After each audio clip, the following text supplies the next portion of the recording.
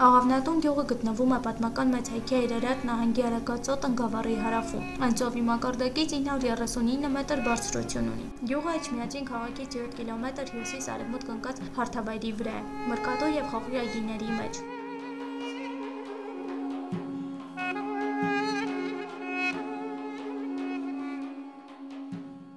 Այսօրվա գյուղի բնակիչների նախնիները այս տարածքում են հաստատվել 1828-29 թվականներին, գաղթելով Խոյից։ Մինչ այդ 1604 թվականին գյուղի իրական տերերին և հարակից բնակավայրերի բնակիչներին Շահ Աբբասը հավաքելով գաղթեցրեց Պարսկաստան, այս կերպ ամայացնելով Արարատյան դաշտը։ Հետագայում տարածքը վերաբնակեցվել է թուրքերով։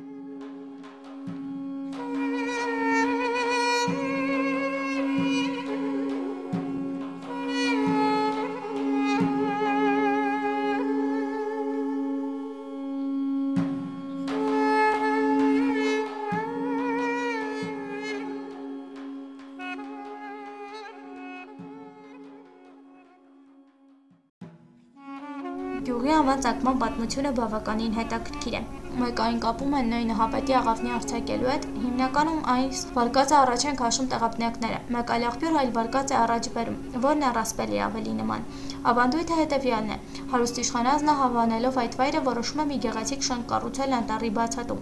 Այդ նպատակով նա շատ վարպետներ ու բանվորներ է վարձում, որոնք անմիջապես գործի են ասում։ Ժամանակ անց իշխանազնը այցելության է գալիս շինարարության վայրը եւ տեսնելով, որ գործը բավական առաջ է գնացել, կարգադրում է ճաշ տալ վարպետներին ու բանվորներին։ Մի ծերունի վառում է օջախը, կաթսան դնում կրակին։ Քարաժայռի մոտ գտնվող շահմարոցը նկատելով, որ իր տիրապետության սահմաններում մարդիկ են հայտնվել, հրամայում է իր օձերից մեկին թույն թափել կաթսայի մեջ։ Եռացող ջրի գոլորշին շշմեցնում է օձին, եւ նա գլխապտույտ լինելով ընկնում կաթսայի մեջ։ Կեսօրին շենքի վրա աշխատող մարդիկ գալիս են ճաշելու։ Ծերունին կավեամանների մեջ լցրած ճաշը ուզում է բաժանել բանվորներին։ Հենց այդ ժամանակ էլ հայտնվում է մի սպիտակ աղավնի և թևով ուժգին հարվածում ծերունու ձեռքին։ Կավեաման ընկնում է և փշուր լինում։ Ծերունին մի նոր աման է վերցնում, աղավնին այս անգամ աղյողորմ ծղրտոցով նետվում է կաթսայի մեջ, թափում են ճաշը և ամեն ինչ պարզ է դառնում։ Աղավնուն շուքով թաղում են նույն տեղում, վրան մատուռ կառուցում և անուն է դնում Աղավնատուն։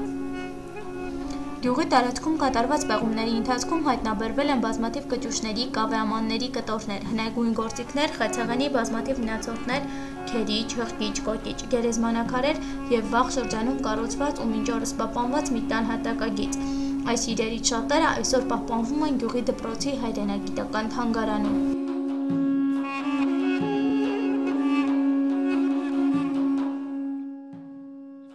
Հենց այս վայրից է սկիզբ առել գյուղի պատմությունը։ Սա նախնադարյան մարդու բնակատեղիներից մեկն է եղել։ Աղավնատուն գյուղի հին կառույցներից մեկը Բերդ ամրոցն է։ Ըստ Թորոս Թորոմանյանի այս կառույցը հեթանոսական ծագում ունի։ Այն շրջապատված է պարսպով և քրիստոնեական շրջանում կարմիր տուֆից կառուցված եկեղեցուց։ Բերդի և եկեղեցու տերերը բարբարոս ցեղերի ասպատակությունից խուսափելու համար պարսպապատին կից մի քարայր են կառուցել, որտեղ էլ թաքնվել են արշավանքների ժամանակ։ Այսօր եկեղեցին կիսավեր է, դրա նպաստել է նաև գյուղացիների անուշադրությունը։ Մի հետաքրքիր հանգամանք ևս, այս եկեղեցին ունի նաև գետնուղի, որի միջոցով միանում է գյուղի մյուս հատվածում գտնվող մեկ այլ եկեղեցու Սուրբ Գևորգ վանքին։ Սա գյուղի հնագույն վայրերից մեկն է, որտեղից ասուն իր խնդրանքն է հայտնել անգամ հայազատագրական շարժման գործիչներից Իսրայել օրին, գյուղից դուրս գալուց առաջ։ Վանքը ժամանակին ավերվել է թուրքերի կողմից եւ վանքի մնացած միակ խաչքարի վրա էլ հետագայում կառուցվել այս փոքրիկ մատուռը։ Այս մատուռի կողքին այսօր գտնվում է մի տապանակար, որի վրայի արձանագրությունը հազվիվ է նշմարվում, այն 4-ից 5-րդ դարերի արձանագրություն է։ Գյուղի հնագույն բերդերը և եկեղեցիները բավականին շատ են, դրանցից շատերը գտնվում են գյուղացիների այգիներում։ Ամենահետաքրքիրը գյուղացիներից մեկի բակում գտնվող իշխանական դամբարանն է, որին էլ գյուղացիները տվել են Գյումբազ անվանումը։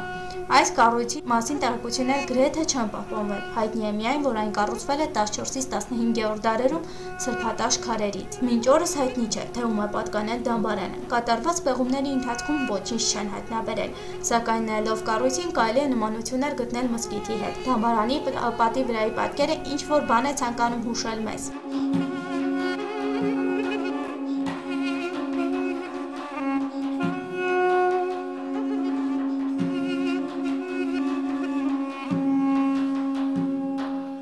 Գյուղը այսօր ունի մեկ հանրակրթական դպրոց, մշակույթի տուն, ինչպես նաև գյուղացիները պահպանում են իրենց ծեսերն ու ծիսակատարությունները։ Գյուղի դպրոցը կառուցվել է 1915 թվականին։ Դպրոցը 1920-ական թվականներին ունեցել է 800 աշակերտ, իսկ այսօր 450։ Դա պայմանավորված է գյուղից կատարվող արտագաղթի հետ։ Այսօր գյուղացիների հիմնական զբաղմունքը անասնապահությունն է և երկրագործությունը։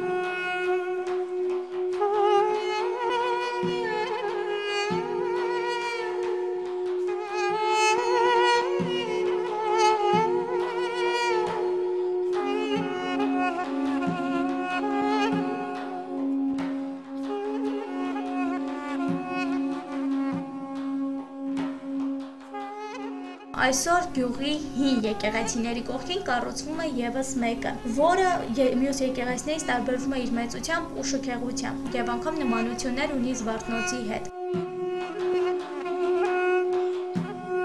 Այսօր գյուղացիներից շատերը անհամբեր սպասում են եկեղեցու բացմանը, որի յուրաքանչյուր ղողանջ իրենց համար կաստարարի նոր օր և հույս ապագայի հանդեպ։